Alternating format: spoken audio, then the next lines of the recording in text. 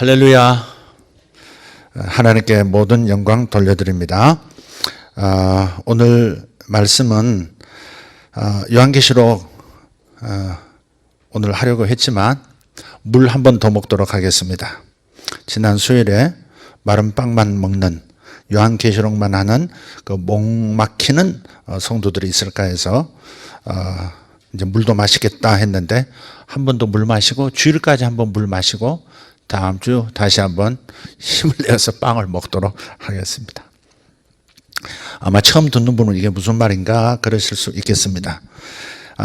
오늘 말씀은 창세기 12장 1절에서 3절 말씀으로 한번 시작하도록 하겠습니다.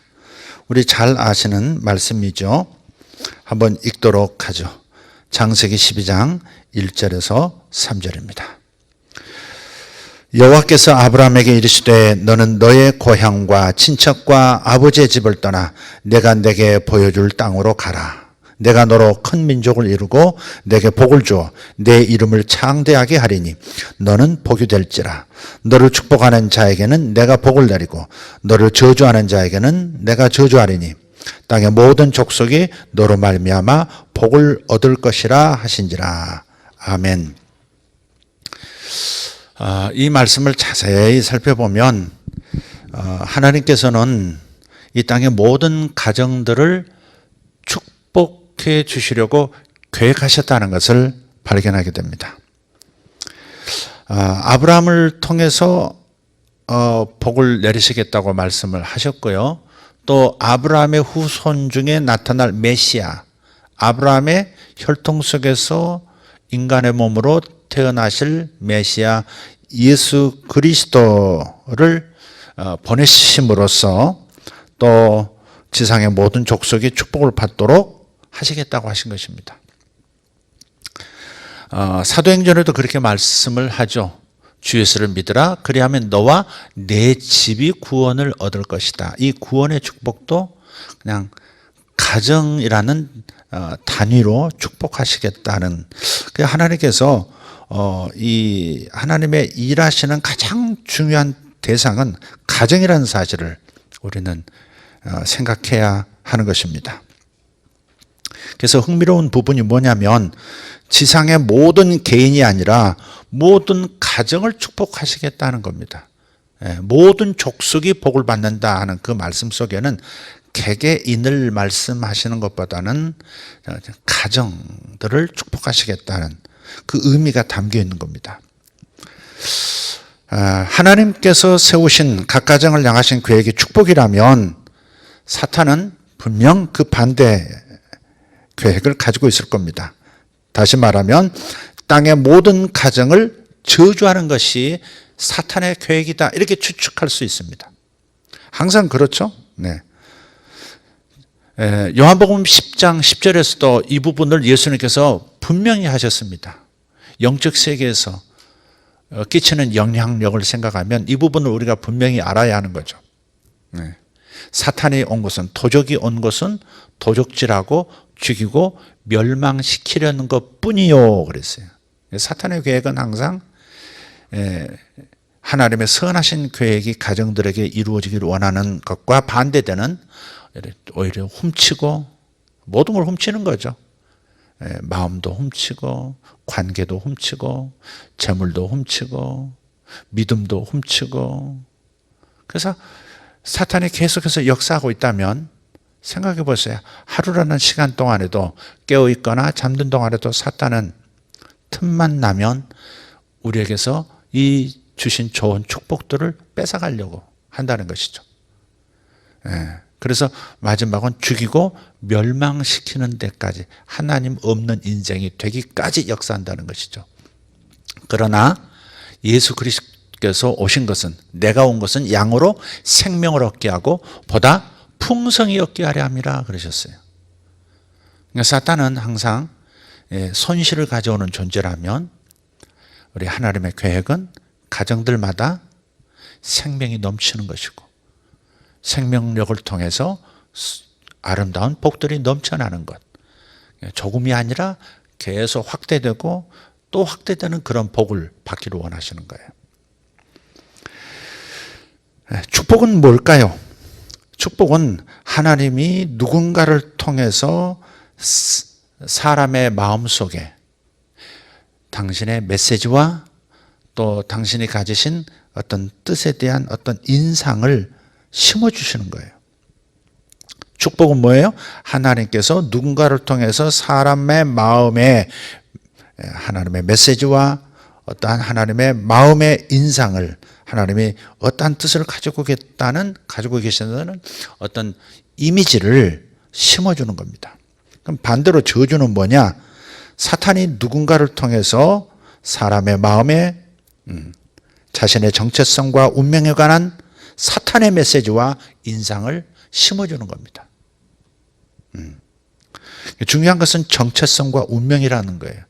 나는 어느 정도 존재할 가치가 있는 사람인가?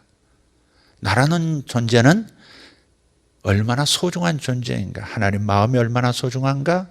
사람들 속에서 나는 얼마나 가치 있는 인생을 살 존재인가? 자신이 사랑받는 존재, 가치 있는 존재라는 것을 분명하게 알아야 사람들은 살아갈 힘을 얻죠.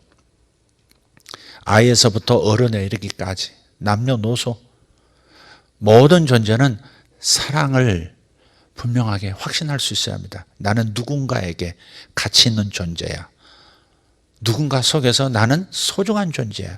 그걸 분명하게 확신해야 된다. 하나님의 메시지 안에는 바로 그 사람의 정체성, 얼마나 존귀한 존재인가 하는 그 정체성이 담겨 있다는 것이죠. 그러나 사탄은 반대로 그 정체성을 훼손시키는 메시지와 그런 인상을 누군가 사람을 통해서 남기려고 한다는 거예요. 사탄이 직접이 아니라 누군가를 통해서 그런 메시지와 정체성에 대한 그 사람의 운명, 살아갈 이유라는 무슨 목적으로 산다고 하는 그런 부르심에 대한 운명, 이런 것들, 운명적 부르심이라고 표현하는 게 맞겠네요. 그런 것들에 대한 확신을 하나님께서 심어주시려고 하는 것이고 사탄은 그것을 훼손시키려고 하는 것이다 하는 겁니다. 그래서 축복, 저주에 대한 이 정의를 좀 먼저 이해하시면 좋겠습니다. 그러니까 한마디로 말하면 하나님께서 지상의 모든 인간에게 전하고자 하는 메시지가 있는 것처럼 사탄 역시 이 땅에 살아가는 모든 사람들에게 전하고자 하는 메시지, 의도가 분명히 있다는 겁니다. 그리고 이것은 정반대라는 거예요. 하나님은 항상 사랑이라고 하는 것을 전하고자 하시고, 사랑한다는 것을 전하고 싶어 하시고, 의미 있는 인생임을 전하고 싶어 하시고, 가치 있는 인생임을, 존중받는 인생임을, 그리고 인생의 목적에 대한 분명한 메시지를 하나님은 전하시고자 해요. 그러나 사탄은 그렇지가 않아요. 수치심을 안겨주는 메시지를 던지고 싶어요. 비통한 마음이 일어나도록, 울분이 일어나도록, 세상에 대한 절망감이 일어나도록, 소외감이 일어나도록, 결핍, 애정결핍이라든지, 목적이 없는 무의미함이라는 그런 메시지. 인생은 아무것도 아닌 거야. 허망한 거야. 이런 생각에 사로잡혀서 아무렇게나 살 수밖에 없는 존재로 추락시키는 거죠. 그것이 사탄의 의도입니다. 특별히 우리 부모들은 자녀들을 축복하는 하나님의 대리자가 될 수도 있고요. 반대로 자녀들을 저주하는 사탄의 하수인이 될 수도 있습니다. 아니, 어떻게 부모가 자식들을 저주한단 말인가? 아니에요. 부치 중에 자녀들을 저주하는 사탄의 종이 될 수 있다 하는 겁니다. 이렇게 말하는 부모가 있어요. 사랑해. 너는 정말 엄마에게 소중한 존재야. 엄마가 아무리 시간을 내고 그리고 관심을 쏟아도 너에게는 전혀 아깝지가 않아. 이건 하나님의 메시지죠. 하나님께서 전하시고자 하는 그 메시지를 부모가 대리자가 되어서 자녀에게 지금 하나님의 마음을 부음으로써 살아야 할 이유, 살아갈 힘을 얻게 만드는 거죠. 근데 이런 부모가 있을 수 있어요. 정말 짜증난다. 넌 정말 내가 봐도 밉상이다. 누가 너 같은 걸 좋아하겠니? 집에서도 이러는데 너한테 쓰는 시간이 너무나도 아까워. 이것은 부모가 자식을 자극하기 위해서, 올바로 세우기 위해서 하는 말일지라도 자신도 모르게 사탄의 하수인이 되어서 사탄의 메시지를 자녀에게 심어주는 겁니다. 자기 인생에 대한 나쁜 인상을 심어주는 것이고, 조물주 하나님에 대한 인상도 흐리게 만들어주는 거예요.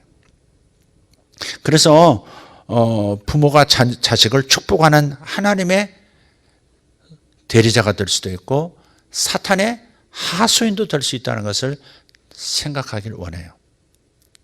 지난 수요일에도 말씀을 드렸어요.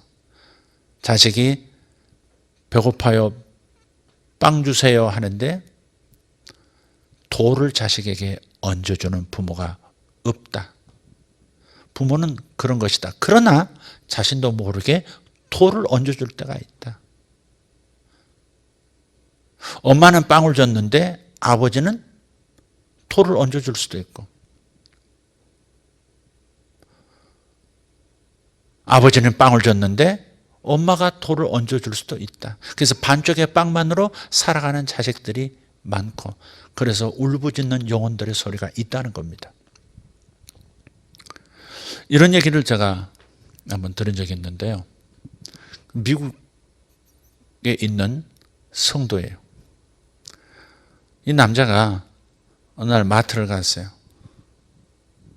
그래서 물건을 잔뜩 사가지고 이제 돌아오려고 하는데 차들이 대로로 나가지를 못해가지고 계속해서 줄을 서 있는 겁니다. 주차장을 빠져나가지를 못하는 거예요. 10분, 15분, 20분까지 됐는데도 못 빠져나간 거예요. 너무나 답답해요. 짜증이 이렇게 올라와 있는 상태인데 갑자기 자기 뒷차가 빵빵 빵빵 그런 거예요. 그 순간에 빡친 겁니다. 애들 말로 빡쳐가지고 문짝이 떨어져라고 문을 확 열고 닫지도 않은 채 뒷차로 가가지고 웃고 있는 뒷차 남자의 멱살을 잡고 바깥으로 잡아당기면서 온갖 말로, 가장 강한 말로 막 쏟아 부은 거예요. 욕을 뭐 육두문자 싸가면서. 그래서 분이 풀려가지고 이제 이만하면 됐다 싶어서 싹 돌아왔어요. 차에 타자마자 죄책감이 밀려오는 거예요.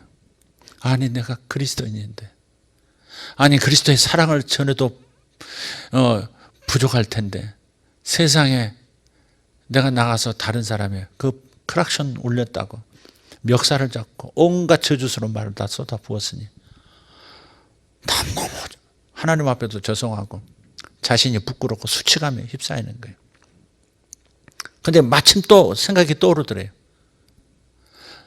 며칠 전에 자기 아내가 스티커 하나를 어디서 구해서 차 뒤에 붙였는데 내용이 이겁니다. 예수님을 사랑하시는 분이라면 크락션을 울려주세요. 그게 생각난 겁니다. 그러니까 그 뒤에 있는 그 사람은 지금 빨리 가라고 누르는 게 아니었다는 것이죠. 다 줄 서 있는 걸 알고 있는데 내가 왜 나에게 크락션을 울린다고 생각했지? 이걸 어떡하지? 막. 집에 돌아와서 눈물을 펑펑 흘리면서 회개하는데, 그런데 이게 자기에게 이렇게 갑작스럽게 화를 잘 내는 이런 남자가 되었다는 사실이 다시 한번 선명하게 이렇게 떠오르더라는 겁니다. 이번 한 번이 아니라 자주 화를 내는, 어떤 순간만 되면 친절했던 사람인데 잔인해 보이는 모습도 나타나고 남을 잘 끌어안고 이해해 주는 것 같은데 굉장히 냉정한 사람으로 나타날 때도 있다는 사실을 발견한 거예요. 그런데 이게 반복된다는 거죠. 주기적으로 일어나는 것처럼 어느 순간에 뛰쳐나오면, 갑자기 헐크가 튀어나오면 주체할 수가 없는. 근데 이분이 하나님 앞에 엎드려서 성령님, 나의 스승님 가르쳐 주세요. 하는데 한 가지가 떠오르더랍니다. 아주 어린 시절인데 8살 때 그 외국은 그렇지 않습니까? 그러니까 친구들 데려오는 것도 뭐 여기도 마찬가지입니다만은 친구 데려와서 이렇게 하루 저녁을 보낸다든지 하는 그런 거 부모에게 허락받으면 그렇게 하잖아요. 8살 때 친구를 데려와서 영화 한 편 보고 1시까지 팝콘 먹으면서 놀다가 자는 것을 허락받은 거예요. 친구를 데려왔어요. 그리고 그 시간을 멋지게 보냈어요. 그리고 새벽에 이제 잠이 든 거예요. 자다가 깨어났는데, 새벽녘에 깨어났는데 축축한 거예요.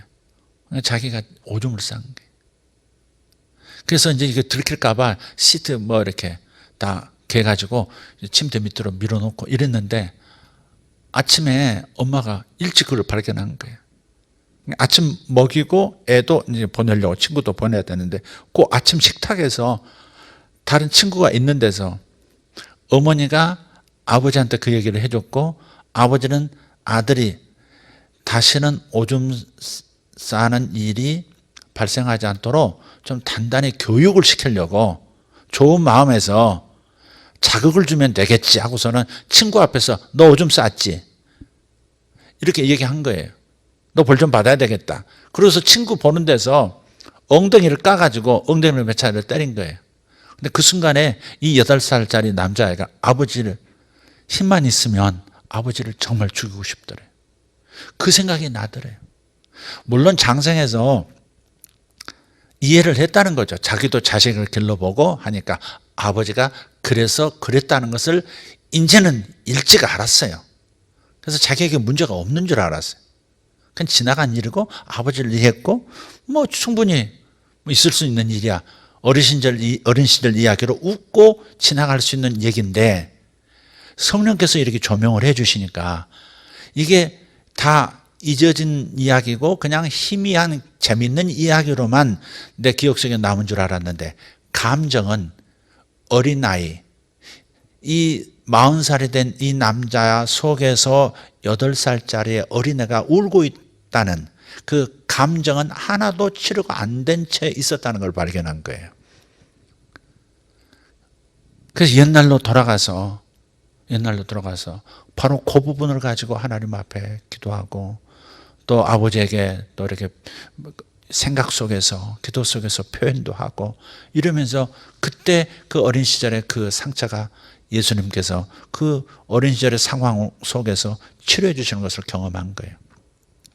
그 다음부터 단 한 차례도 그런 분노가 나타나지 않았다. 자유를 얻었다는 바로 그런 얘기를 들었어요.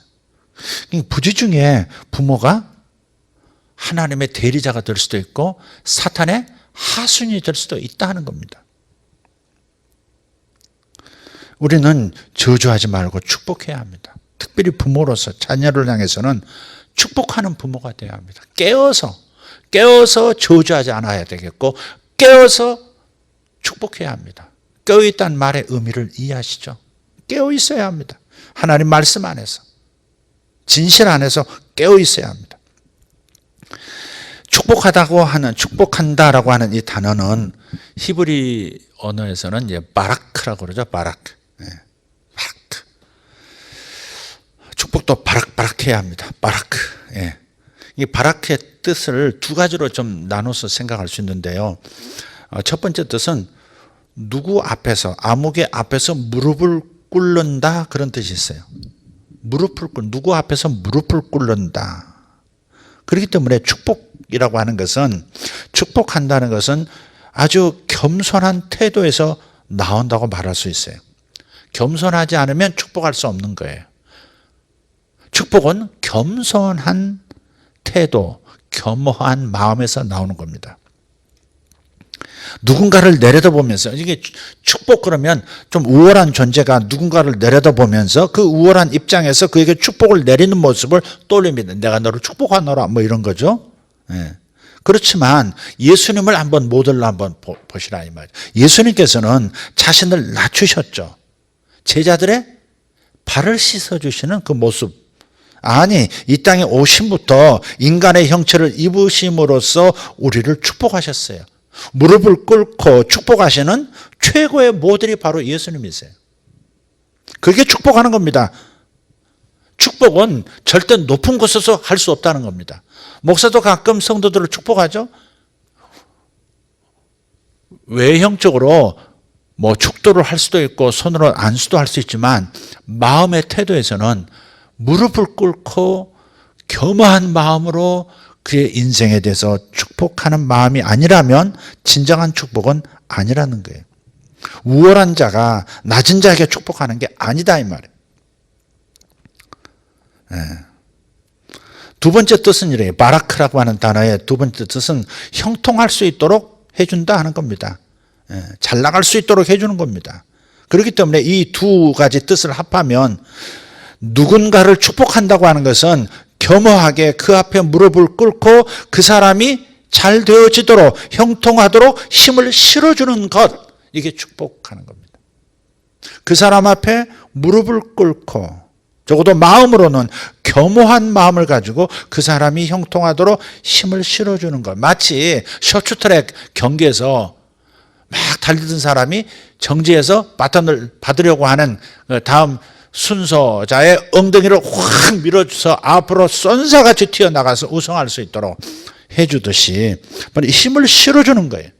겸손하게 무릎 꿇고 그 사람이 형통하도록 힘을 실어 보태주는 것. 그게 축복하는 겁니다. 형통하다고 하는 단어를 꼭 재물에만 한정하면 안 되겠죠.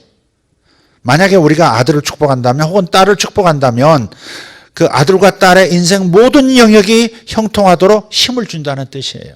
모든 영역입니다. 하나님과 동행하는 그런 역량, 하나님과 동행할 수 있는 역량, 이게 참 중요하잖아요. 건강에 대해서, 내면의 평안에 대해서, 결혼 생활에 대해서, 그의 또 자녀에 대해서, 재정에 대해서, 그의 경력과 혹은 사역을 한다면 그의 사역에 대해서 모든 것을 포함하는 것이 바로 형통입니다. 그러나 저주는 정반대를 의미하죠. 삶의 모든 영역에서 번성하지 못하도록 방해하고 힘을 뺏는 행위입니다. 삶의 모든 영역에서 번성하지 못하도록, 확장되지 못하도록 방해하고 힘을 상실하도록 만들어버리는 거예요. 그게 저주하는 거예요. 어떤 사람은요, 이렇게 가정에 화분들 들여놓으면 다 죽어가는 것도 살아나는 거예요. 참 그런 분들이 있더라고요. 그분이 만지면 다 살아나는 거예요. 갑자기 며칠 사이에 생기를 팍 이렇게 바라면서 다 죽어가던 것이 파릇파릇하고 윤기가 있고 말이죠. 그런 분들 보면 적극적으로 자식에게 좋은 거 먹이듯이 물에다 영양제도 타서 이렇게 잎사귀를 닦아주기도 하고, 심지어 주사기 통해서 이렇게 영양 공급도 하고, 하여간 만져주기만 하는데도 이게 살아나는 그런 것도 있더라고요. 근데 반대로 거기다가 무슨 염산이라든지 아주 그냥 독성 있는 물질을 희석시켜가지고 거기다 뿌리면 어떻게 되겠어요? 잘 살아나던 것도 죽어버리는 거죠. 그러니까 축복하는 것과 저주한다는 것이 바로 이와 같아요. 식물들도 좋은 영양제가 희석된 그러한 물들을 이렇게 분무기로 흡수하게 되면 모든 잎사귀에 있는 기공을 다 열고 흠뻑 받아들일 겁니다. 우리들도 자식을 격려하고 축복하고 그래서 소망을 심어줄 때는 온 마음을 열고 받아들이잖아요. 행복해하잖아요. 모든 감각을 다 열어서 부모의 그 아낌없는 블레싱을 받아들이잖아요. 그럼 어때요? 야단치고 또 별 볼 일이 없는 것처럼 너 때문에 내가 얼마나 힘든지 모른다 이런 말을 들으면서 이 안에 수치심이 생기고 자괴감이 생기고 나는 가치 없는 사람이야. 그러면 그냥 한없이 모든 것이 다치기 시작하죠. 아버지 어머니에게 부모님에게만 다치는 것이 아니고 살아가면서 모든 권위 있는 존재들에게 다 마음을 닫기 시작하는 거예요. 한껏 움츠러진, 키는 멀쩡하게 컸어도 마음은 한없이 위축된, 팽팽하게 부풀어 올라서 하늘을 떠오르는 에드벌룬처럼 돼야 되는데 그냥 바람 빠진 풍선처럼 땅으로 추락하는, 그런 인생을 반복해서 사는 것이죠. 그래서 이 축복한다고 하는 것이, 저주하지 않고 축복한다는 것이 얼마나 중요한 것인지 몰라요. 네. 우리 예수님을 가만히 생각해 보면요, 유대 문화권이기 때문이기도 했지만 우리 예수님께서 30이 되시면서 그 세례 요한의 세례를 요단강가에서 받으시면서 아버지 하나님의 축복을 받으신 다음, 그 축복을 받으신 다음에 그때부터 기적을 행하시고 설교하시고 사역을 펼쳐나가셨죠. 어떤 순서 절차로만 생각하지 말고요, 하나님 아버지의 블레싱이 없으면, 예수님조차도 아버지의 블레싱이 없으면 앞으로 나갈 수가 없다는 것이. 예수님의 삶은 우리들이 어떻게 살아야 할 건지, 우리 자녀를 어떻게 살아가게 해야 될지에 모본이 되는 거예요. 반드시 이래야 되는 거예요. 반드시 아버지의 축복을 받아야 되는 거예요. 예수님은 어떤 부분에서 인간 아버지에게서 충분한 블레싱을 못 받았을 수도 있어요. 요셉은 의로운 사람이고 동정녀 탄생에 대한 이해는 있어도 100% 공감할 수 없는, 이해할 수 없는 일이니까, 사실 100% 이해할 수 없는 일이었잖아요. 성령께서 가르쳐 주셨다고 하지만, 그러나 마리아가 처녀였을까? 예수가 정말 기적으로 태어난 아이일까 하는 의심은, 아마 예수님이 30이 되실 때까지 아마 살아 있었다면 요셉이 계속해서 뭐 이렇게 시험 들었을 부분이기도 할 것 같아요. 어쨌든 요셉 얘기는 어렸을 때 외에는 사라져 버리죠. 아마 여러 가지 이유가 있지만 아마 그런 이유 때문이지 않을까 싶은 생각도 들어요. 그래서 예수님은 육신의 아버지에게 충분히 축복을 받지 못한 상태에서 하늘 아버지의 축복을 분명히 받았어야 합니다. 그때 힘을 얻으셨죠. 너는 내 사랑하는 아들이요, 내가 기뻐하는 자로다. 이게 너무너무 중요한 축복이잖아요. 인간만 하는 축복이 아니에요. 하나님이 그렇게 축복하시잖아요. 내가 너를 사랑한다. 내가 너를 사랑한다. 그리고 내가 너를 기뻐한다. 기뻐한다는 말이 뭐예요? 난 네가 너무너무 마음에 든다, 그런 말 아니겠어요? 내가 너를 사랑할 뿐이 아니라 너도 나에게 너무 만족을 줘. 내가 너를 기뻐한다. 내가 너를 너무 좋아한다. 너는 나를 만족해 하는 아들이야. 뭐 이런 거죠. 그 말을 들었을 때, 하늘아버지의 그 블레싱을 받았을 때 주님 안에 있었던 그 신성이 꽃피우기 시작하는 거죠. 인간으로서 꽃피울 수 있는 최대치가 나오기 시작하는 거죠. 능력이 나타나기 시작하고, 예수님 안에 잠재되어 있던 모든 신성의 능력이 다 나타나는 거예요. 모든 병을 고칠 수 있는 능력, 누구도 사랑하고 버리지 않을 수 있는 능력, 어떤 사람의 상황이라도 이해해주고 끌어안아줄 수 있는, 어떤 극악한 죄인이라도 기꺼이 용서해주고 감당하려고 하는 그런 놀라운 그 내면의 강함, 온유함의 강함, 이런 것들이 어디서 왔어요? 아버지의 블레싱 때문에 나타난 거다 이 말이죠. 그래서 우리는 이 땅에서 부모로서 자식을 사랑하지 않는 부모는 없다고 봐요. 아주 특별한 이상 성격자 아니고 망가진 사람 아니고는 자식을 사랑하죠. 근데 사랑하지 않아서가 아니라, 다 사랑해요. 자식을 사랑하지 않아서 자식에게 문제가 생기는 게 아니고 축복하지 않아서 문제가 생기는 겁니다. 우리는 나 자식을 사랑하고 있어, 그걸로 다 된다고 생각하는 짧은 단순한 생각을 가지는 부모들이 될 수 있어요. 아니에요. 지금 이 상황은 사랑하지 않아서가 아니에요. 모든 가정의 부모와 자식 간에 문제가 생기고 자식이 방황하고 다시를 부모를 안 볼 것 같이 살아가는 자식이 있는 그 상황은 부모가 자식을 사랑하지 않아서가 아니에요.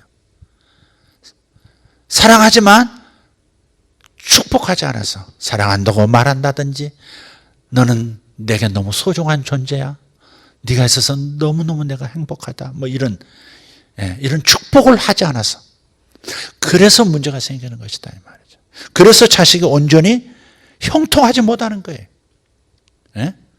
하나님과의 관계에서도 형통하지 못하고, 대인 관계에서 형통하지 못하고, 재정에 있어서, 건강에 있어서, 경력을 쌓는 데서 자꾸 문제가 생기고, 사역한다고 하는데도 실수가 생기고 하는 그런 모든 일들이 결국은 축복을, 인생 과정 속에서 그때그때 축복을 받아야 될 때가 있거든요. 임신했을 때 축복을 받아야 되고, 출생할 때 또 축복을 받아야 되고, 사춘기 때 축복을 받아야 되고, 결혼할 때 축복을 받아야 되고, 사회를 출발할 때 축복을 받아야 되고, 그가 하나님 앞에서 헌신할 때 또 축복을 받아야 되고, 그게 부모의 역할이거든요. 그래서 가정 안에 축복의 문화가 다시 회복이 돼야 합니다. 하나님께서 부모를 축복의 대리자로, 하나님 축복의 대리자로 부모를 세우신 거예요. 제가 늘 말씀드리지만은 심장에서 흘러나오는 피가 요 첫 번째 마디를 통하지 않고서는 끝 마디까지 가지 않는다고 말씀을 드렸잖아요. 반드시 요 마디를 통해서 끝에 있는 곳까지 축복이 흘러간다고. 그러니까 아버지와 어머니의 블레싱을 통해서 하나님이 심장이 다이렉트로 손끝에 축복하는 거 아니고 통해서라는 겁니다. 인간의 질서 구조 속에서 반드시 아버지의 어머니의 축복을 받아야만 자식은 형통하게 돼 있다는 거죠. 물론 우리가 기도해 주는 것도 좋아요. 반드시 해야 되는 문제죠. 그러나 대면하여 그 적절한 순간에 힘을 실어서 앞으로 나가게 하고, 다음 코스에서 또 앞으로 나아가도록 하고, 계속해서 이 힘을 얻도록 하는 축복이 아버지의 축복, 어머니의 축복이 있어야 되는 거예요. 부모는 축복의 대리자로 부름을 받은 겁니다. 그런데요, 아까 말씀드렸던 8살 때 부모로부터 축복이 아닌 부지 중에 저주를 받은, 좋은 이 사랑과 웰컴의 그런 인상이 아니라, 메시지가 아니라 수치심이라고 하는,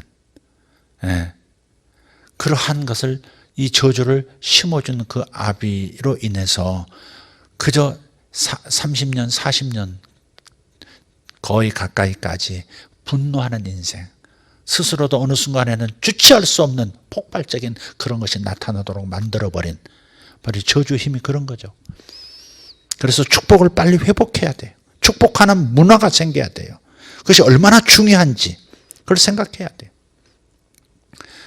제가 성경을 읽을 때 제일 안타깝게 읽는 곳이 하나 있어요. 창세기 27장인데요. 거기 보면 한 아들이 아버지를 향해서 절규하는, 막 비통해하면서 소리치는 그런 장면이 나와요.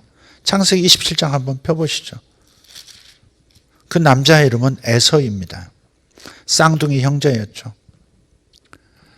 그런데 나중에 나온 형제인 야곱이 장자만 받을 수 있는 축복을 어머니와 짜고서 눈이 어두운 아버지에게 들어가서 장자의 축복을 받고 나와버린 거예요. 그 사실을 나중에 형인 에서가 알았어요. 그래서 아버지한테 들어가서 이 사실을 알고, 아버지, 제가 에서입니다. 아버지 왜 쟤한테 축복을 하셨어요? 저에게 하실 축복을 왜 쟤한테 하셨어요? 그래서 33절에 보면 그렇게 말씀합니다. 창세기 27장 33절을 보면 이삭이 심히 크게 떨며 이르되 그러면 사냥한 고기를 내게 가져온 자가 누구냐? 내가 오기 전에 내가 다 먹고 그를 위하여 축복하였은즉 그가 반드시 복을 받을 것이니라. 이 아버지도 분명하게 이 축복을 믿고 있다는 사실이에요. 자기가 한 축복을 그 아들이 그대로 받을 것을 확신하고 있다는 말이에요. 그러니까 영적인 사람들, 하나님의 계획을 아는 사람들은 아버지가 자식에게 축복하는 것이 반드시 이루어진다는 것을 아는 거예요. 이것이 영적인 원리고 법칙이기 때문에. 그래서 깜짝 놀라서 심히 크게 떨었다고 얘기하는 거예요. 그런데 아들도 마찬가지예요. 34절 에서가 그의 아버지의 말을 듣고 소리내어 울며 아버지에게 이르되 내 아버지여 내게 축복하소서 내게도 그리하소서. 여러분 그 장면을 한번 상상해 보세요. 아버지 내게도 축복하소서 내게도 축복하소서 그러잖아요. 절규죠, 절규. 근데 오늘날 수많은 성인 자녀들도 그렇습니다. 사춘기 자녀들도 그렇다는 사실입니다. 아버지가 한 번만 나에게 따뜻한 눈빛을 보내줬더라면, 아버지가 한 번만 나를 안아줬었더라면, 아버지가 한 번만 미안하다고 말해줬었더라면. 부모는 그렇게 자식에게 축복을 안 하고 있다는 사실을 몰라요. 저주하고 있다. 행동으로 저주하고 있는 걸 몰라요. 자식은 놀아주기를 원하는데 놀아주지 않는, 놀아달라고 막 하는데 짜증을 내고 저리 가 있어. 아빠 뭐 하는 거 안 보여? 이렇게 말할 때 그것은 단순하게 지금 아이에게 훈계하는 것이 아니라 그 나이, 그 키에서 받아야 할 그 블레싱을 아버지로부터 거절당하고 있는 거죠. 그것이 장차 그 아이의 인생에 어떤 역할을 할지는 그 아버지가 상상을 못하는 거예요. 엄마가 상상을 못하는 거예요. 엄마 지금 일하고 와서 너무 피곤해. 그러니까 너 알아서 아무거나 해. 이렇게 말하는 것이 자식에게 그 방치가 얼마나 큰 저주인가. 저주라는 생각을 못하는 거예요. 사랑받지 못하는 존재, 나는 귀찮은 존재라는 인상을 심어주잖아요. 메시지를 받아버리잖아요. 하나님의 대리자가 하나님의 메시지를 그렇게 받는 겁니다. 나는 소중하지 않은 존재, 나는 가치가 없는 존재, 나는 중요하지 않는 존재, 사람들이 나를 거절할 거야 라고 하는 메시지를 받아버린 거죠. 그것이 반복되었을 때 어떻게 될까? 그래서 다 자랐는데 성인인데도 불구하고 이 안에서 울부짖는 거예요. 아버지 내게도 축복해 주세요. 다른 사람이 받는 축복 나도 받고 싶어요. 우는 거죠. 영혼이 우는 거예요. 하나님께서는 자녀들이 인생의 여러 시기에 아주 태아 때부터 시작해서 이 태아 때부터 성장한 그 모든 인생의 과정 속에서 여러 시기에 모든 시기에 부모로서 부모의 그 축복을 받도록 계획하신 거예요. 부모로서 축복을 하도록 그렇게 계획하셨어요. 이 계획을 우리가 실행하지 않으면 그 일은 일어나지 않을 거예요. 하나님의 계획이 일어나지 않는다는 것이 중요한 겁니다. 부모가 이 부모의 축복이 지닌 위력과 그 중요성에 대해서 우리가 정말 깊이 생각해야 합니다. 오늘 야곱과 에서 얘기를 했는데요. 야곱은요, 그 축복을 가로채기 위해서 거짓말까지 불사해요. 아버지만 그렇게 믿고 있는 게 아니었던 거예요. 반드시 아버지가 자식을 축복하면 그대로 이루어진다는 걸 알고, 자식이 둘째 놈이 첫째 놈의 목을 도둑질에 간 것, 그것이 그대로 이루어질 거라고 확실하게 믿기 때문에 두려워서 또 크게 떨었다고. 어떻게 하면 좋으냐. 내 입에서 나간 그 축복이 그대로 다 이루어질 텐데, 이제 걔한테 한 축복은 너한테 줄 수가 없는데 어떻게 하면 좋으냐 하는 거죠, 지금 이게. 그러니까 이제 이게 부모로서, 부모가 특별히 이제 자식을 기르는 부모는 이 아내와 남편이 긴밀하게 연결이 되어 있어야 되는 거죠. 그래서 일치한 마음, 하나님의 뜻 안에서 부모와 그러니까 아내와 남편이 같은 마음을 가지고 자식을 축복해야 되는데, 이 남편과 이삭과 리브가가 다른 생각을 가지고 있었던 거죠. 먼저 조율을 했어야 된다 이 말이죠. 아내는 하나님의 뜻이 야곱에게 있다는 것을 시아버지 아브라함을 통해서, 선지자 아브라함을 통해서 둘째를 하나님께서 크게 쓰시로 선택하셨다는 사실을 남편에게 설득을 시켰어야 되죠. 설득이 안 된 거예요.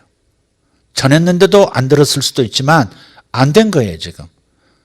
그러니까 아버지가 그걸 이해 못한다고 생각하니까 어머니가 자식과 합작해서 하나님의 뜻을 이루겠다고 한 것이 결국 한 자식의 마음에 저주가 되게 만든 거죠, 그게.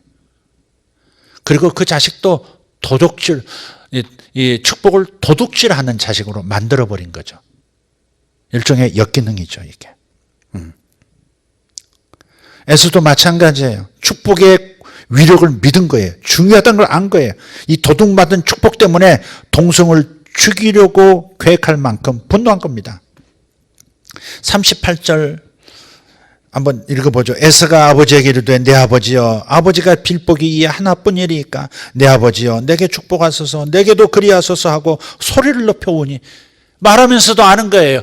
이미 좋은 축복은, 최상의 축복은 이미 선포되어 버렸다는 것이고 되돌릴 수 없다는 사실.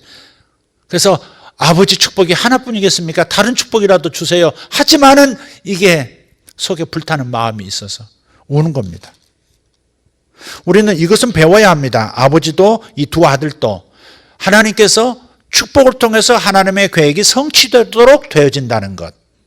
하나님의 축복하고자 하는 뜻이 부모를 통해서만 나타나도록 발현이 된다는 사실을 알고 있었다는 사실입니다.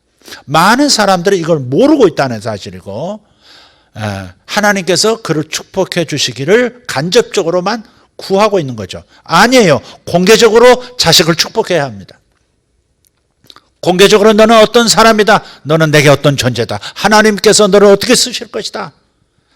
너는 귀한 존재이기 때문에 하나님께서 이 땅에 너를 부르실 때 반드시 뜻이 있다. 너는 그 뜻을 찾아낼 것이다 라고 하는 그 시기에 맞는 언어로, 강도로 자식을 축복하고 선포해야 그 일이 발현이 된다. 현실이 된다는 것. 이것을 아버지도 알았고 두 아들도 알았고 어머니도 알았다. 그러나 그 과정을 잘못 밟아갔다. 이게 문제지만 축복이 이런 시스템으로 움직인다고 하는 것. 하나님의 축복은, 하나님의 복은 반드시 대리자의 선포를 통해서 일어난다고 하는 것을 우리는 배워야 한다는 겁니다. 너무 슬픈 일이죠. 나중에 그 상처 때문에 에서는 이렇게 생각합니다.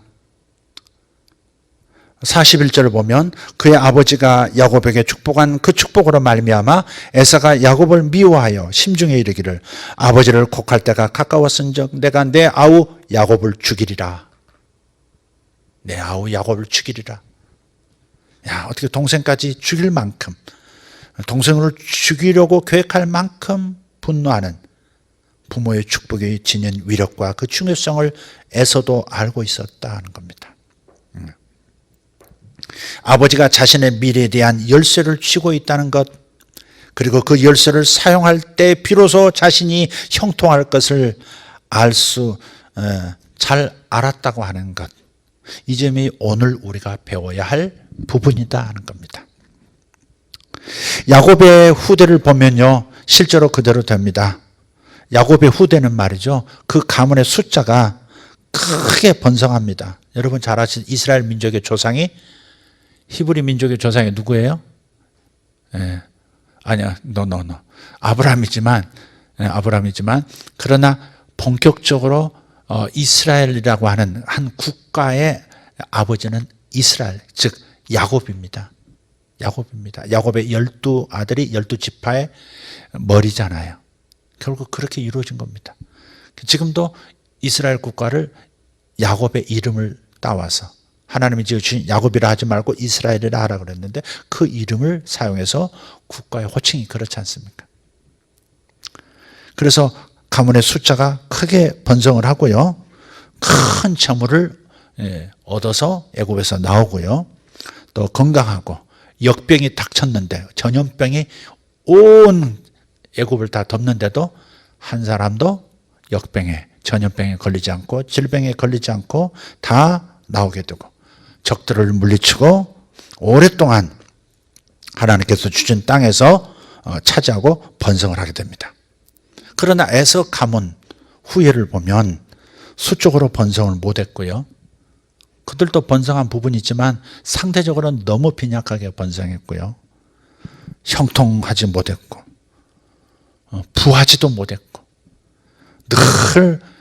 늘 적들과 싸우고 빈번히 적들의 공격으로부터 자신을 지키기 위해서 칼을 품고 살아야 되는 그런 민족이 되어버렸잖아요. 그러니까 부모의 축복을 받은 자와 부모의 축복을 적절한 때에 받지 못한 자의 인생은 이렇게 극명하게 갈라진다고 하는 것을 야곱과 에서를 통해서 또 그들의 후대를 통해서 우리에게 분명하게 알려주는 거예요. 그래서 하나님께서 당신의 복을 이스라엘에게, 당신의 선민에게 부으시려고 해도 먼저 가정에서 회복이 일어나야 된다. 축복하는 문화가 회복이 일어나야 된다. 축복이 가능해지려면 어떻게 해야 돼요? 상한 마음대로 회복이 돼야 되는 거예요. 응? 아버지가 나한테 배고프다고 빵 달라고 내민 손에다가 돌을 얹어줬던 그 사실을 자식 앞에서 미안하다고 얘기하고 회개하고, 하나님 앞에서는 회개하고 자식 앞에서 미안하다고 얘기해야 합니다. 끝까지 얘기해야 됩니다. 생각나면 또 얘기하는 겁니다. 이제 그만하세요. 그럴 만큼. 그만하세요. 그래도 해야 합니다. 자식도 이해를 해요. 아버지를 이해한다고요. 아버지가 부족한 부분도 이해하고, 자신도 이제 장성했고 자식을 기르는 사람이기 때문에 이제는 다 이해해요.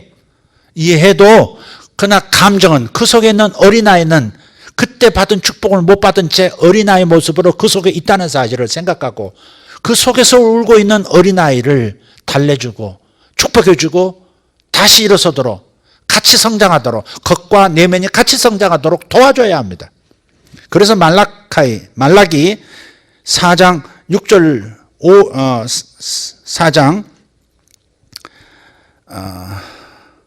4절부터 한번 읽어보겠습니다. 마지막 한번 읽고 마치도록 하겠습니다. 말라기 4장 4절부터 6절입니다. 구약성경의 맨 마지막 이야기입니다. 구약성경의 맨 마지막 이야기. 예수님의 그 메시아의 블레싱을 받기 전에 준비해야 되는데, 뭘 준비해야 되느냐? 가정들이 예수님을 통해서 주시는 하나님의 복을, 구원의 복부터 시작해서 모든 형통의 복을 받아야 되는데, 이 구원과 형통의 복을 받으려면 각 가정, 본래 계획하셨던 하나님의 모든 가정들에게 복을 주시려고 한 이 계획이 이루어지려면 예수님을 통해서 받아야 되는데, 축복은 예수님을 통해서 오는 건데, 그러나 준비해야 될 게 있다. 뭐냐? 가정이 준비해야 된다. 그 얘기가 말라기 4장에 있는 겁니다. 한번 읽어보겠습니다. 4절, 너희는 내가 호렙에서 온 이스라엘을 위하여 내 종 모세에게 명령한 법, 곧 율례와 법도를 기억하라. 보라, 여호와의 크고 두려운 날이 이르기 전에 내가 선지자 엘리야를 너희에게 보내리니 그가 아버지의 마음을 자녀에게로 돌이키게 하고 자녀들의 마음을 그들의 아버지에게로 돌이키게 하리라. 돌이키지 아니하면 들었건대 내가 와서 저주로 그 땅을 칠까 하노라 하시니라. 무슨 말입니까? 여러분 눈치채셨죠? 이제 완전한 블레싱이 하늘로부터 예수님을 통해서 이제 신약이 시작되는 요 길목에서 이 복을 받을 가정은 어떤 가정이냐? 여전히 복을 받을 가정도 있고 여전히 못 받을 가정도 있는데, 복을 받으려면 가정이 준비해야 된다. 어떻게? 아버지의 마음이 자식에게, 자식의 마음이 아비에게 돌아가야 된다. 그래서 마음이 열려야, 아까 영양제, 물에 희석된 영양제를 흡수하기 위해서 온 기공을, 온 잎사귀에 있는 모든 숨구멍이 다 열리듯이 자식들이 열려야 하고, 축복하는 부모도 활짝 자식에 대해서 열려 있어야 어때요? 그래야 하나님의 주시는 축복이 그대로 자식에게 나타나도록 하는 그 기름 부음이 임하는 것이죠. 그래서 이게 안 되면 저주가 나타난다. 마치 염산 뿌린 식물처럼 되어버린다는 거예요. 야곱의 가문이 되겠는가? 에서 같은 가문이 되겠는가? 현대 많은 가정에도 동일한 현상이 보여요. 축복받은 자녀들은요, 성인이 돼서 강성하고 형통한 삶을 살지만 한 번도 부모에게 제대로 된 축복을 못 받은 자녀들은 힘들고 어려운 삶을 살아갑니다. 왜 이런 일이 생기는가? 하나님의 축복에 특별한 위력이 있다는 사실, 이걸 깨닫고 말라기 4장의 이 권면을 들으셔야 합니다. 들으셔야 합니다. 어쩌면 이 땅에 임하는 이 모든 이 현상들, 전 지구촌으로 임하는 이 현상은 가정들을 준비시키는 것이라 믿습니다. 왜 가정들 안에 들어가서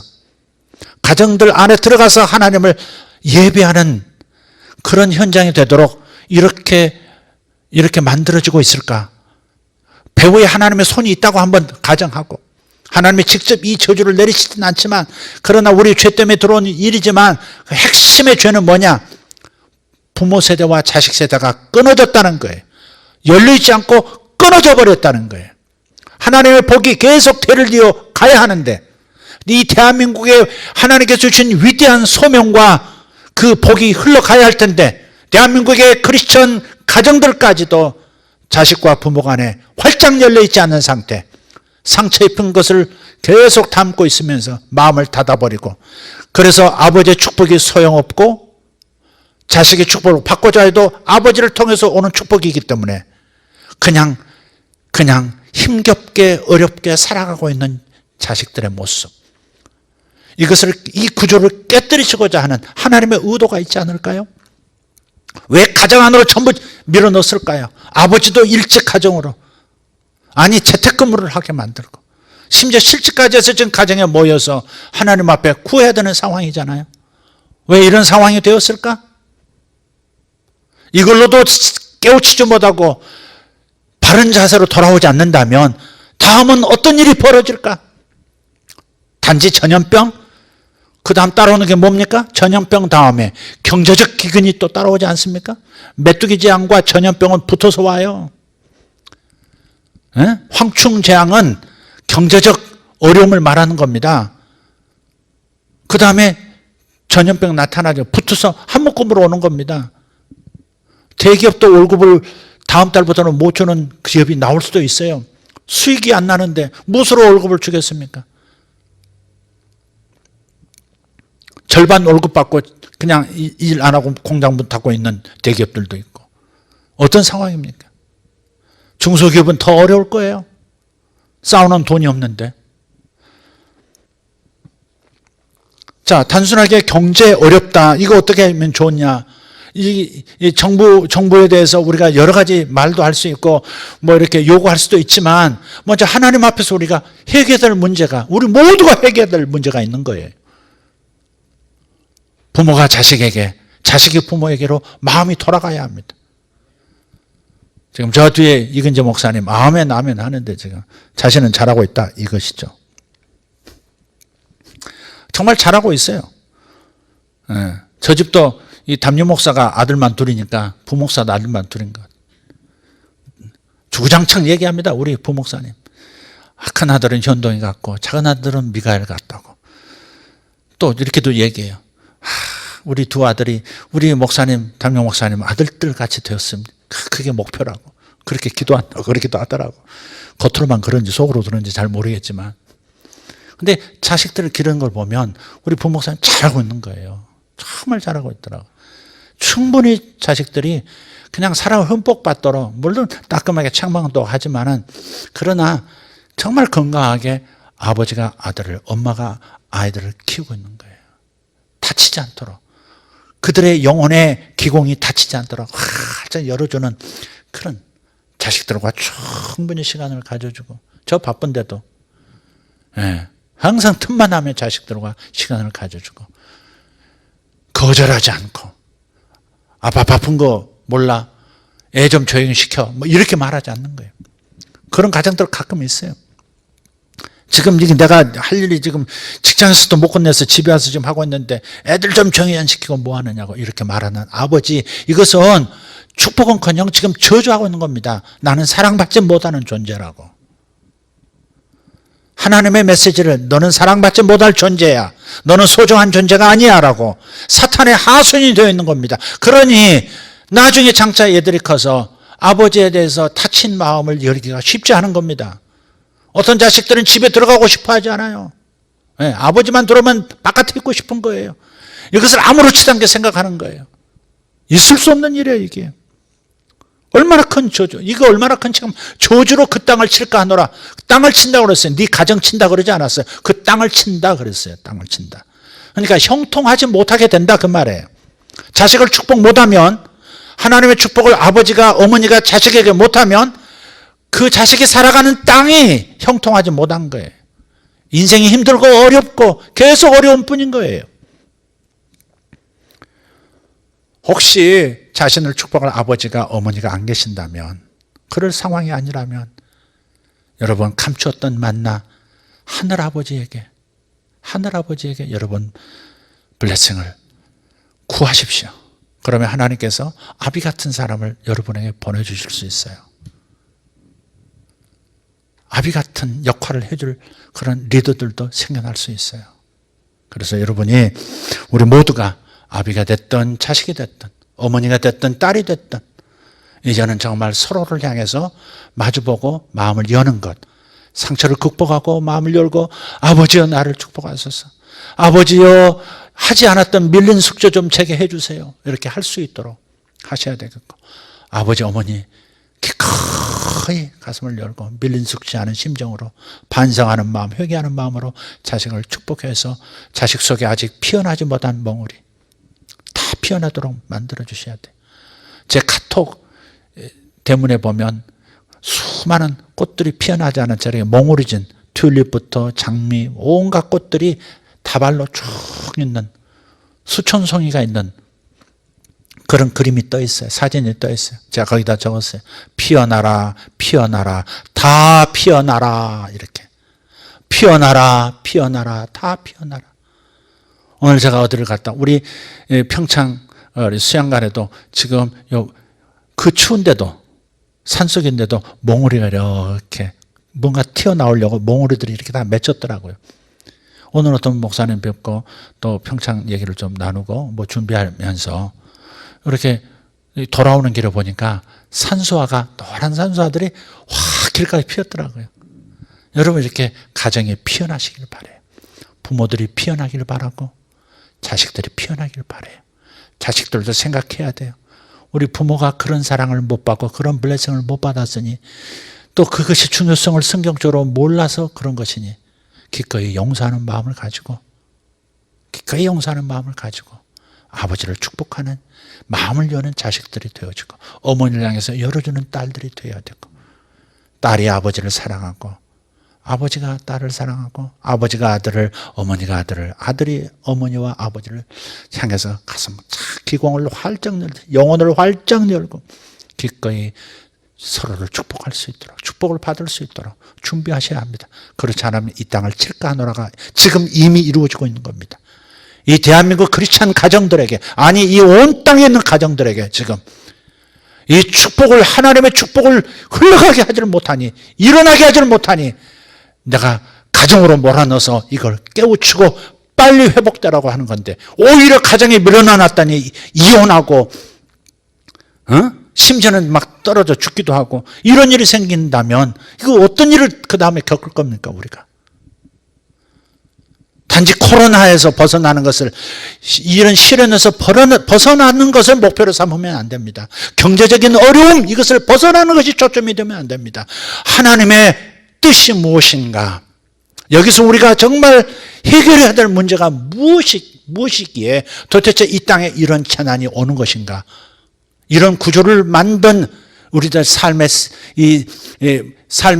시스템은 어디서부터 고쳐져야 되는가를 생각할 때 오늘 말씀은 매우 중요한 말씀이 될 것입니다. 여러분 가정에 하나님의 복이 그대로 다 나타나기를, 여러분 자녀들이 큰 형통함으로 나아갈 수 있도록 아버지 어머니 깨어나시기를 예수 이름으로 축복합니다. 기도합시다. 이 시간 다 같이 가정에서 눈을 감으시고 시간 기도하십시다. 우리 자녀들도 기도하십시오. 오늘 이 말씀을 듣고 영원히 깨우침을 받은 이들은 희망이 있는 것이고, 깨우침을 받지 못했다면 또 다른 과정을 통해서 배울 수밖에 없는 그런 상황이 될 겁니다. 우리는 하나님 앞에 있습니다. 하나님 눈에 벗어나는 일은 없습니다. 하나님의 눈으로 이 상황을 봐야 합니다. 우리가 무엇을 개선해야 되겠는가? 특별히 가정을 축복하시고자 하는, 개인을 축복하시는 것이라면 이런 어려움을 겪을 이유가 없는지도 몰라요. 가정 단위로 이 축복의 흐름이 반드시 대리자를 통해서 흘러가는 그런 시스템을 하나님 만들어 놓으셨기 때문에 가정이 회복되어야 하는 겁니다. 회복되는 만큼 하나님의 심어 놓으신 축복은 드러나게 될 것입니다. 부모들은 자신이 얼마나 중요한 존재인지를 깨달으십시오. 아, 이때는 이런 축복을 해야 된다. 공개적으로 사람들 앞에서도 해야 되고, 때로는 부모가 함께 얘기해야 되고, 이 시점에서는 어떤 축복이 저들에게 필요하겠다.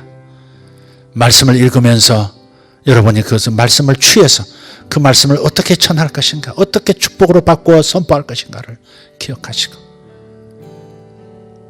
내 축복 받아! 이렇게 강하게 말하지 말고 자식의 마음이 어느 정도 열렸는지 열릴 수 있도록 마음을 치료하면서 어루만져주면서 활짝 열고 열린 다음에 그 다음에 쏟아붓는 여러분들 지혜가 있기를 바랍니다. 여러분 가정 지금 성령께서 여러분에게 가르쳐 주실 거예요. 스승이신 성령께서 예수님을 대신해서 여러분을 가르치시기 위해서 오셨어요. 생각나게 하실 겁니다. 내가 어디서 자식을 저주했는지, 어디서 저주했는지, 사랑했지만 축복하지 않음으로 저주한 것이 어디에 있었는지, 어느 시기에 내가 아비로서 어미로서 자식 앞에 있지 않았고 축복하지 않았는지 돌이켜보고, 이 시간 하나님 알려주십시오. 깨닫게 해주십시오. 그리고 그 일을 다시 한번 하게 도와주십시오. 장성한 아들이라도 시집간 딸이라도 그 일을 만드셔서 그 속에 있는 울고 있는 어린아이, 아버지, 엄마 나를 축복해 주세요. 나를 인정해 주세요. 나를 축복해 주세요. 나를 다시 한번 축복해 주세요. 울부짖는 그 영혼을 보시고 부모들 축복해 주시기를 바랍니다. 이 시간 주님 앞에 기도하겠습니다. 하나님 감사합니다. 하나님 감사합니다. 우리의 이 불쌍한 처지를 주님 우리 알게 해주셔서 감사합니다. 가정이 준비되지 않으면, 축복하는 구조로 바뀌어지지 않으면 예수 그리스도께서 친히 오셔도 그 복이 흘러가지 않고 형통함이 나타나지 않는다. 그래서 구약성경의 마지막에 이 하늘의 복을 받을 수 있도록 가정들을 준비시키고 계시니 감사합니다. 땅의 모든 족속들, 땅의 모든 가정들이 복을 받도록 주님께서 오래전부터 이 일들을 준비해 오셨습니다. 잘못된 엮이는 가정의 모습도 우리에게 성경을 통해서 보여주시면서 우리더러 깨달으라고 말씀해 주셨습니다. 주여, 어디서 잘못된 것입니까? 어디서 제가 무지했습니다. 제가 배우지 못했습니다. 나의 아버지에게 배우지 못했고 나의 어머니에게 배우지 못했습니다. 나의 어머니에게, 나의 아버지에게 하나님의 이 말씀을 배우지 못했습니다. 하나님 아버지의 그 복이 나의 아버지를 통해서, 어머니를 통해서 들어온다는 사실을 나는 배우지를 못했습니다. 그래서 내가 자식들에게 그 축복을 하지 못했고, 축복은커녕 저주하며 살아왔습니다. 사랑한다고 하는 그 말로 저주하고 있는 것을 덮고 있었고 착각하고 있었습니다. 주님 도와주십시오. 우리 이 잘못을 회개합니다. 주여, 이제 깨어납니다. 눈 부릅뜨고 온 마음으로 내 영혼을 깨워 어찌하여 내 자녀들을 축복하지 못했는가? 어찌하여 하나님의 축복이 드러나도록 내가 축복하지 않았는가? 하나님의 축복이 발현하도록, 하나님의 축복이 꽃피우도록 그렇게 하지 못했는가? 주님 감사합니다. 깨워주셔서 감사합니다. 내 자녀들아, 몽우리만 있는 내 자녀들아, 씨눈만 돋아있는 내 자녀들의 인생아, 이제는 피어나라. 이제는 피어나라. 이제는 피어나라. 다 피어나라. 다 피어나라. 다 피어나라. 아버지 하나님의 복을 하나님 우리들이 누릴 수 없는 상황이 되었습니다. 부모로부터 축복을 받지 못한 자식들, 아버지 울부짖는 이 소리를 아버지 하나님 부모들마다 듣게 하여 주시옵소서. 내 아버지여, 내게도 축복하소서. 나에게도 그 축복을 주소서. 아버지여, 아버지, 우리 모든 아비들 회개합니다. 우리 어미들이 회개합니다. 우리 대한민국의 아비들 어미들 회개합니다. 이 온 땅의 아비들 어미들이 먼저 회개합니다. 부모 탓할 수 없습니다. 부모가 그래서 나도 못합니다. 부모가 그랬으니 못합니다. 이제 변명할 수 없습니다. 아버지, 내가 아버지를 용서하고 내가 어머니를 용서하고 이제 나의 자식은 그렇게 그러지 아니하리라. 내 자식은 지금부터 축복하며 지금부터 축복하고 또 축복하여 내 자식이 하나님의 부르신 운명을 따라 살 수 있도록 사랑받고 있음을 깨닫고 살 수 있도록 예수님짜리 인생인 것을 깨닫고 인생을 살아갈 수 있도록 기리겠습니다. 주님 감사합니다. 내 아들들을 축복합니다. 우리의 딸들을 축복합니다. 주님 도와주십시오. 주님 도와주십시오. 우리의 어리석음을 회개합니다. 이 미련한 부모들 주님 깨어나게 도와주시옵고 아버지 하나님 회개하여 자식을 축복하는 믿음의 사람들 되게 해주시옵소서. 아버지 이삭이 알았듯이 야곱과 에사가 알았듯이 하나님의 복은 아버지의 축복 어머니의 축복을 통해서 자식에게 나타난다는 사실, 아버지 이 하나님의 질서를 깨닫지 못한 채 살아온 것 이제는 그렇게 다시 살지 않겠습니다. 아버지 자식들을 금처럼 기르게 하겠고 내 자식들을 보석처럼 기르게 하겠습니다. 진주처럼 길러내겠습니다. 새 예루살렘의 그 아름다운 보석들처럼 그 아름다운 진주문처럼 자식들을 길러내겠습니다. 축복하고 또 축복하겠습니다. 아버지 말로 축복하겠고 표정으로 축복하겠고 행동으로 축복하겠습니다. 비록 부족한 자식으로 보여도 무릎 꿇어 발을 씻는 심정으로 축복하겠습니다. 예수님께서 굽혀 무릎 꿇고 축복하신 것처럼 우리도 자식 앞에 무릎 꿇고 축복하는 마음으로 축복할 것입니다. 주님 감사합니다. 대한민국의 희망이 여기 있습니다. 이 땅이 이 모든 저주에서 벗어날 수 있는 길이 바로 여기 있습니다. 주님이여 주님이여 감사합니다.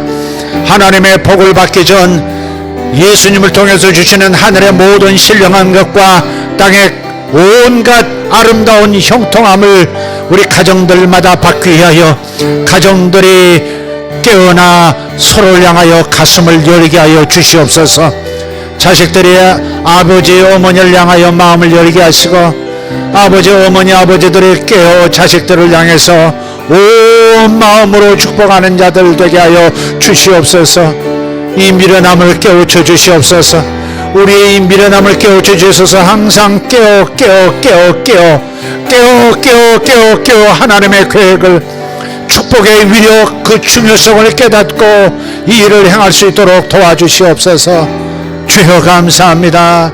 주여 감사합니다. 주여 감사합니다. 살아계신 우리 주여 감사합니다. 아버지 하나님 우리 교회 모든 성도들 오늘 이 함께 기도하는 모든 성도들 주님 이 복을 받게 주시옵소서. 이 복을 받게 하여 주시옵소서. 그리하여 우리가 살아가는 이 땅도 저주가 아니라 축복이 넘쳐나게 하여 주시옵소서. 바락 하나님의 축복이 이 땅에 나타날지어다.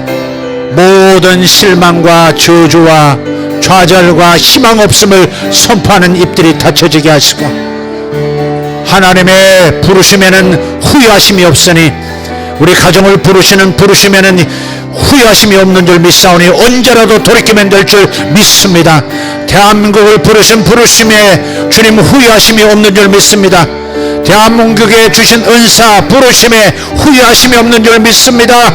주님이여 대한민국을 향한 하나님의 부르심 돌이키지 아니하시고 회복시키시고 후회하시지 않으시는 그 하나님의 사랑을 믿습니다. 감사합니다.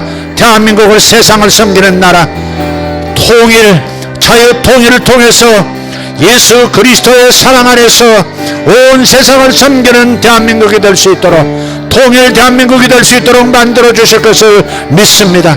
위대하신 하나님 이 하나님의 이 계획을 파쇄하는 땅을 망하게 하는 모든 자들에게 하나님 주님의 막으심이 있어지게 하옵소서. 주님 막아주시옵소서. 그리고 하나님의 뜻이 이루어지기를 소원하는 모든 사람들에게 그의 기도들을 응답하시고 그의 삶들을 형통하게 하시고 그의 땅들이 지경이 넓어지게 하시고 형통한 역사가 있게 하여 주시옵소서. 감사합니다. 감사합니다. 감사합니다. 감사합니다. 감사합니다. 감사합니다. 가정들아 깨어날지어다. 가정 예배당에 있는 하나님의 성도들아, 자식에게 마음이 돌이켜질지어다. 온 마음으로 자식을 향할지어다. 성도들아, 너희 자녀들아, 너희 아비오미를 향하여 온 마음을 다하여 열지어다. 그들을 긍휼히 여기고 그들을 불쌍히 여기고 축복하고 그들을 위하여 기도할지어다. 너희들의 복이 그 축복에 달렸느니라. 너희들의 축복이 내 아비와 어미에게 달렸느니라. 그러므로 그들을 향해서 불쌍히 여김과 이해함과 축복이 있을지어다. 주님 감사합니다. 주님 감사합니다.